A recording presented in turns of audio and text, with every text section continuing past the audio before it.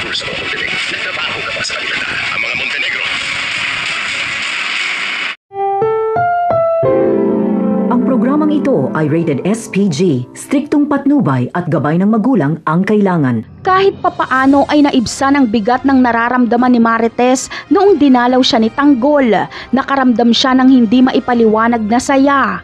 Napagtanto niya kasing napakabait ni Tanggol at ipinagmamalaki niya ito dahil kasing bait ito mismo ni Santino. At isa pa ay nalaman niyang walang sama ng loob si Tanggol sa kanya at nakahingi din siya ng tawad dito. Samantala, nagustuhan naman ni Bubbles ang naging trato sa kanya ni Pablo noong date nila. Sinabi niya kay Tanggol na mabait at gentleman daw umano si Pablo.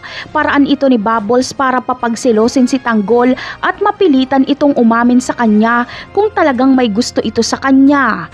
Ngunit hindi ito uubra dahil wala talagang gusto si Tanggol kay Bubbles. Kaibigan lang talaga ang turing niya dito. Sa kabilang banda naman ay ikinagulat nga ni Marcelo noong malaman niyang mga Montenegro pala ang kasosyo ni Senyor Facundo. Wala na siyang nagawa kundi harapin ito. Naipit si Marcelo sa sitwasyong makakaharap niya muli ang ama ng babaeng minahal niya, ngunit siya din namang nagtangka sa kanyang buhay. Kaya nasa alanganing sitwasyon ngayon si Marcelo dahil kapag makilala siya ni Don Julio ay siguradong tapos siya. Malamang ay magtataka si Ramon kung sino ang Marcelong ito.